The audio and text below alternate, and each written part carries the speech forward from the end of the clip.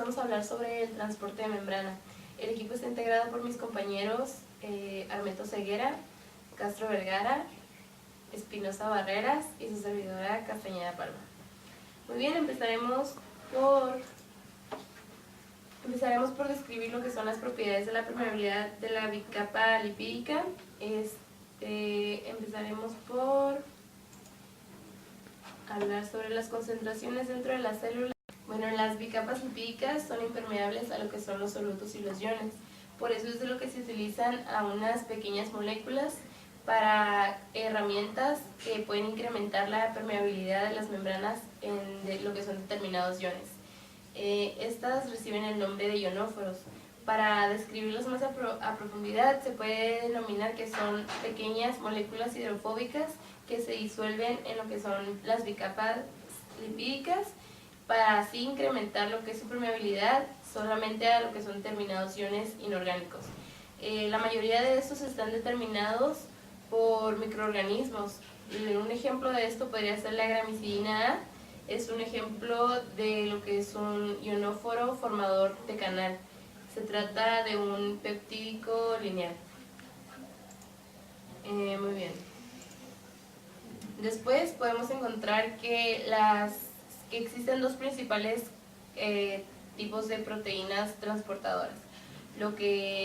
Estas se presentan en muchas formas y están en todos los tipos de membranas biológicas. Cada proteína está destinada a lo que es el transporte de un tipo particular de moléculas. Muy bien, al igual que las bicapas lipídicas sintéticas, las membranas celulares permiten lo que es el paso por una simple difusión del agua y de las moléculas no polares. Sin embargo, las membranas celulares también son permeables a las diversas moléculas polares que pueden atravesar con gran lentitud las bicapas lipídicas, tales como iones, azúcares, aminoácidos, nucleótidos y muchos metabolitos celulares. Bien, las proteínas de membrana reciben el nombre de proteínas de transporte a través de membrana. Estas son las responsables de la transferencia de estos solutos a través de lo que son las membranas celulares. Para hablarles más a fondo está lo que son las proteínas transportadoras. También se les puede denominar transportadores, carriers o permeasas. Estas lo que hacen es unirse a un soluto específico que va a ser transformado y estas sufren una serie de cambios conformacionales que permiten lo que es la transferencia del soluto a través de la membrana. Transportadoras también se les puede denominar transportadores, carriers o permeasas. Estas lo que hacen es unirse a un soluto específico que va a ser transformado y así sufren una serie de cambios conformacionales. Esto es lo que permite la transferencia del soluto a través de la membrana. Después encontramos lo que son las proteínas de canal. Estas, a diferencia de las transportadoras, no se unen al soluto. Estas forman lo que son poros hidrofílicos y estos ya atraviesan la bicapa lipídica. Cuando estos poros se encuentran abiertos es cuando se permite que determinados solutos puedan pasar a través de esta y por lo tanto así se puede atravesar la membrana. Este tipo de proteínas se producen con mucho mayor velocidad que a través de proteínas de transporte. Ok. Después está otra propiedad, que es que los solutos atraviesan la membrana por dos diferentes tipos de transporte, el activo y el pasivo. Bien, el pasivo se encuentra en lo que son todas las proteínas de canal. A su vez, en muchas también proteínas de transporte, pero estos solo se permiten cuando los solutos atraviesan de forma pasiva, lo que se le puede denominar cuesta abajo. A su diferencia, el transporte activo es cuando, las células también necesitan de proteínas de transporte que bombeen activamente lo que son ciertos solutos a través de la membrana en contra de lo que es el gradiente electroquímico. Se le puede denominar o identificar como cuesta arriba. Bueno, este transporte está mediado por proteínas únicamente transportadoras que están acopladas a lo que es una fuente energética. Muy bien, yo les voy a hablar sobre las proteínas transportadoras y sus funciones. Este tipo de proteínas intervienen en el transporte pasivo y el transporte activo. Esto puede ser impulsado por ya sea el gradiente de concentración o el gradiente electroquímico del ion que se está transportando. Un ejemplo del transportador pasivo sería el transportador de glucosa. En este ejemplo podemos ver cómo la glucosa está atravesando la proteína transportadora de manera pasiva sin requerir ningún tipo de energía. En estos tipos de proteínas tienen un sitio de unión y son muy específicas, no aceptan cualquier tipo de sustancia. Ahora, sobre el gradiente electroquímico, esta sería una combinación del gradiente de concentración. Un ejemplo de esto sería en la imagen. Podemos ver que el sodio es más abundante en la parte extracelular y el potasio, como ejemplo, es más abundante en el interior de la célula. Esto nos dice que el gradiente de concentración es mayor, el gradiente de concentración del sodio es mayor afuera de la célula y el gradiente de potasio es más abundante dentro de la célula. Otra característica que interviene en el gradiente electroquímico es el voltaje del ion que se está transportando y aparte el voltaje que tiene la membrana. La membrana suele ser positiva en la parte extracelular y negativa en la parte intracelular. Acerca del transporte activo, este transporte está mediado por proteínas transportadoras solamente. Se necesita o requiere energía y hay tres tipos de proteínas transportadoras que pueden ser las transportadoras acopladas a las bombas hay un tipo de bombas que se llaman bombas de sodio-potasio y son impulsadas por ATP, y el otro tipo de proteína transportadora de transporte activo sería las bombas impulsadas por luz, que mayormente se utilizan por bacterias o células vegetales. Hablando de los transportadores acoplados, tenemos que se lleva a cabo a partir de dos solutos o gracias a dos solutos. Como podemos ver en la imagen, la proteína de transportadora tiene sitios de unión para los dos tipos de solutos. En este caso es la glucosa y el sodio. El sodio se encuentra a favor de su gradiente de concentración o gradiente electroquímico y la glucosa se encuentra en contra del gradiente electroquímico. Lo que nos dice que esta proteína necesita, en este tipo de proteínas, o en este tipo de transporte no se necesita ATP o luz. Es solamente el sodio va a ayudar a la glucosa a pasar en contra de su gradiente electroquímico y utilizando al sodio como un transportador acoplado. Ahora, acerca de la bomba sodio-potasio.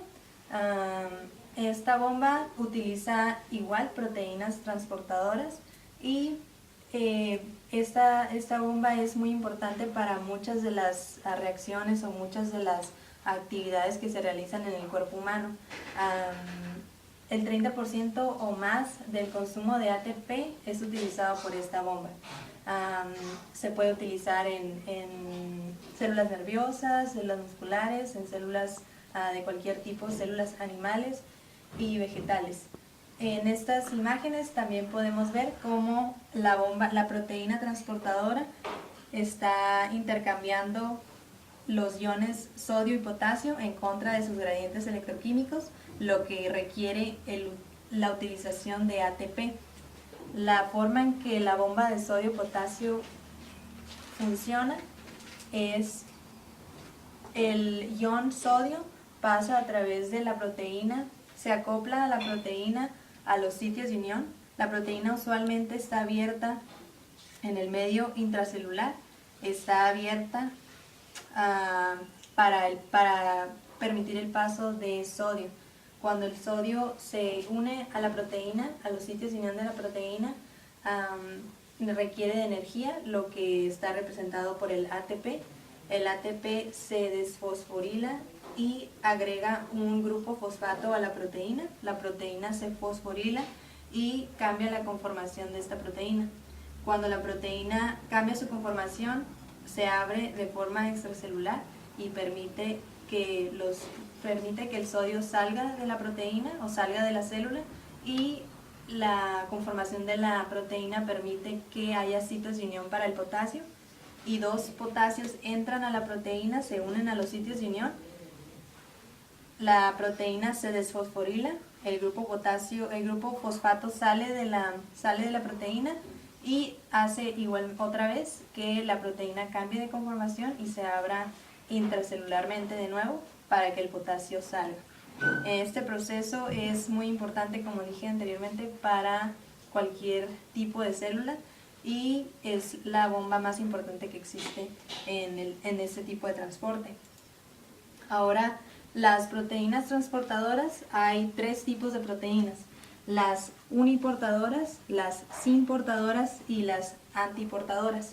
En la imagen pudimos ver cómo en la uniportadora solamente se utiliza un solo soluto y pasa a través de la proteína. En las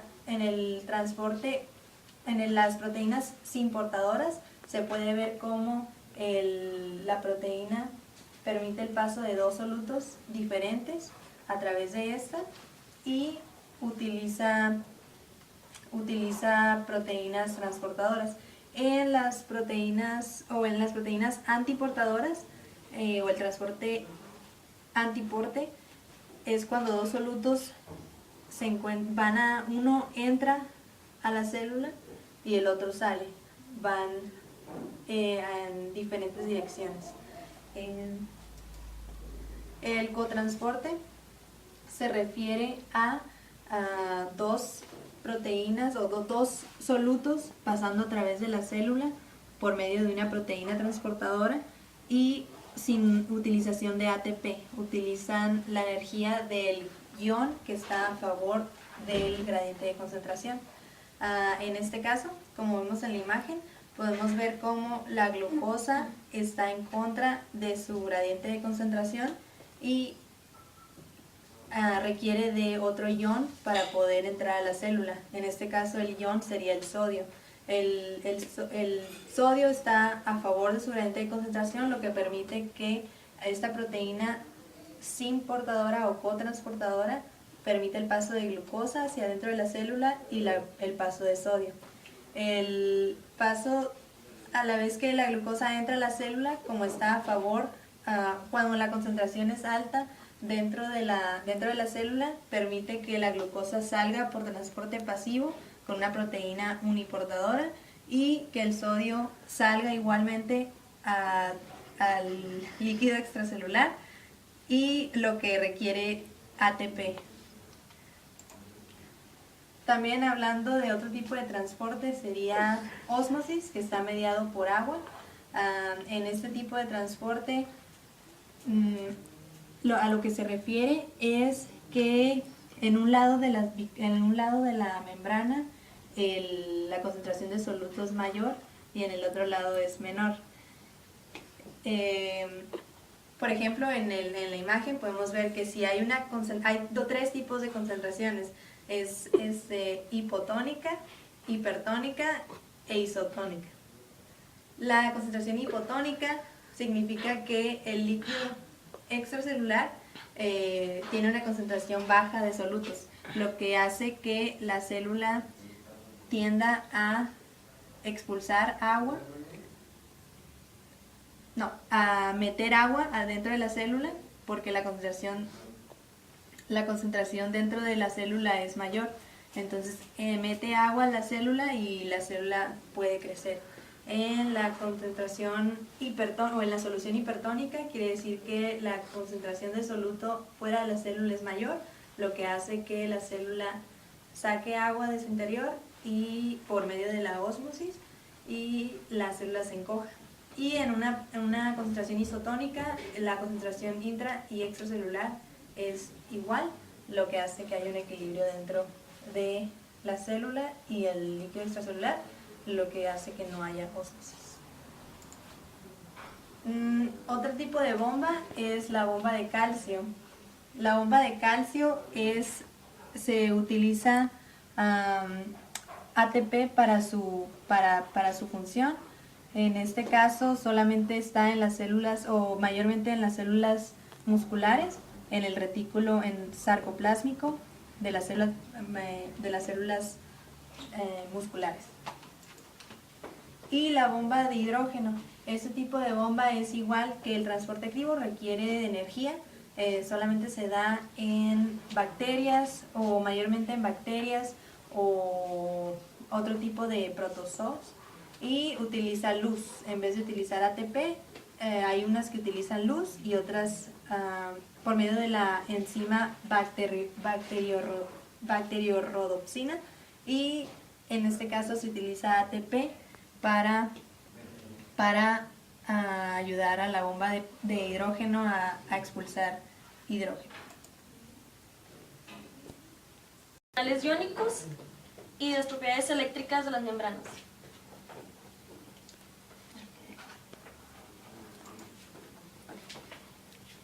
A diferencia de las transportadoras, los canales iónicos forman poros hidrofílicos y estos atraviesan la membrana.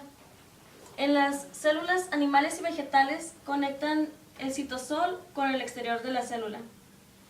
Estos canales iónicos son altamente selectivos y son proteínas que están relacionadas específicamente con los iones inorgánicos. Es por esto que se les llama canales iónicos. Si hacemos una comparación entre los canales iónicos y las proteínas transportadoras, los canales iónicos tienen una ventaja sobre las transportadoras, ya que estos permiten el paso de 1 millón de iones por segundo, y a comparación de las transportadoras es 1000 veces mayor. Estos no pueden estar acoplados a una fuente energética, de forma que el transporte que median siempre es pasivo.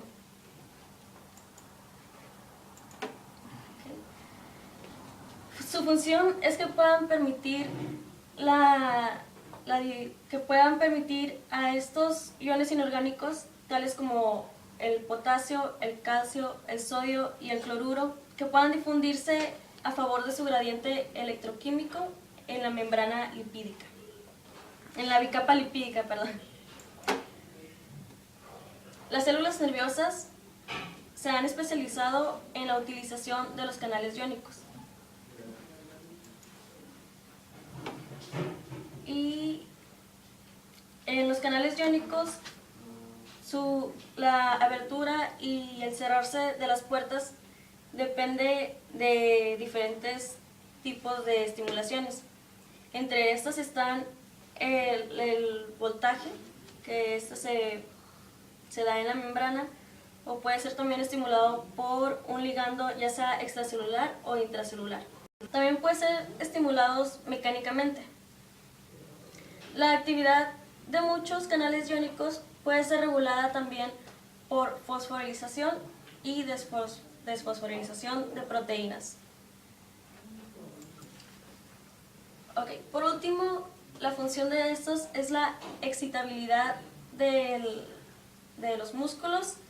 Por último, estos son responsables de la excitabilidad eléctrica del músculo y median la mayoría de formas de señales eléctricas en el sistema nervioso. Este voltaje a través de los membranas. Yo les voy a hablar acerca de canales iónicos y los impulsos nerviosos. Las células nerviosas, también conocidas como neuronas, se especializan en básicamente 3 aspectos: en la recolección, conducen y transmiten información. Esta se codifica en la forma de impulsos eléctricos que se mueven con mucha rapidez.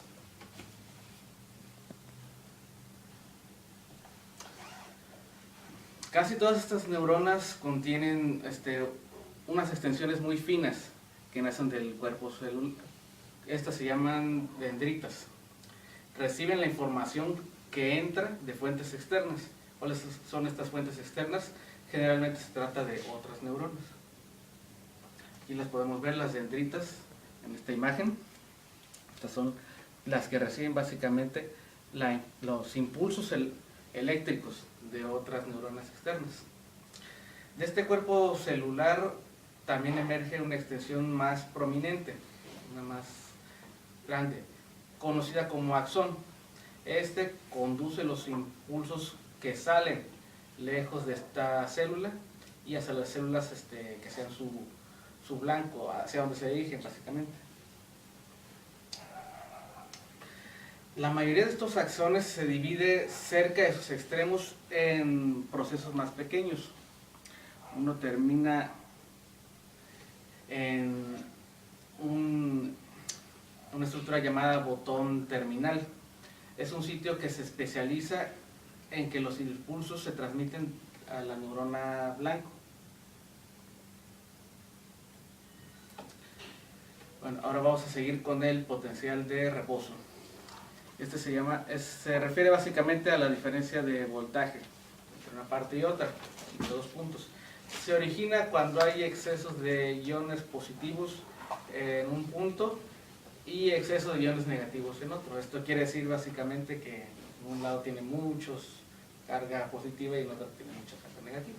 Las plasmáticas pueden medirse si se inserta un aparato conocido como microelectrodo en el citoplasma de dicha célula y otro electrodo en el líquido extracelular de la misma, y ambos se conectan mediante un voltímetro, que es un instrumento que mide la diferencia de la carga positiva y negativa entre los dos puntos.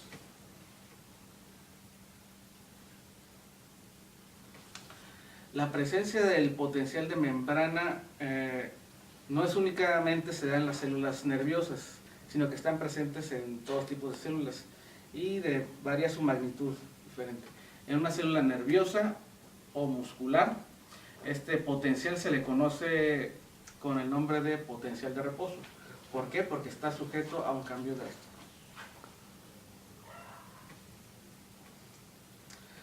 Como ya vimos anteriormente, la bomba de sodio-potasio, pues, lo que hace es bombear sodio al exterior de la célula y trae potasio al interior de la misma.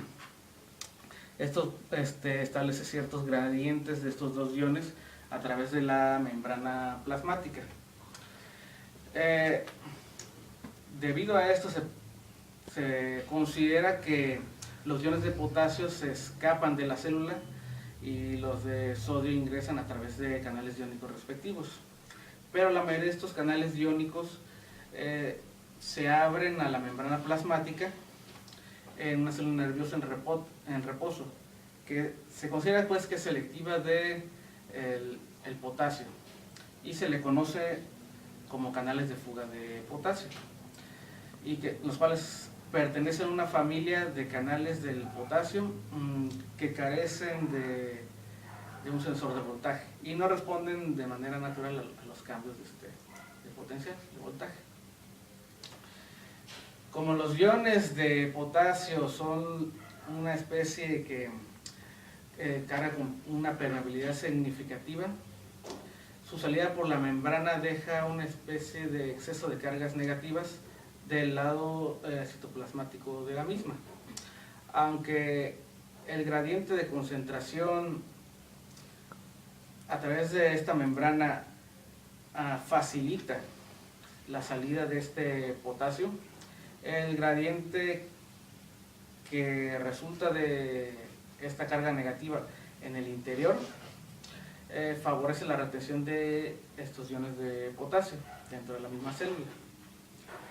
Al chocar estas dos fuerzas, el sistema se equilibra y ya no se requiere más movimientos netos de iones de potasio a través de esta membrana. Y finalmente, para terminar, existe una ecuación llamada ecuación de Nernst, con el cual se puede calcular este potencial de membrana, que se mediría en equilibrio si la membrana plasmática de la célula nerviosa tuviera permeabilidad solo a iones de potasio. En este caso sería igual el potencial de membrana será igual al potencial de equilibrio de este potasio. Y aquí está la ecuación básicamente. Bueno, muchísimas gracias. Esta sería la bibliografía consultada por nosotros. El libro CAR de Biología Celular y Molecular, de editorial McGraw-Hill, de Albers, Introducción a la Biología Celular, un editorial médica panamericana. Les agradecemos mucho el habernos acompañado en este video y muchas gracias.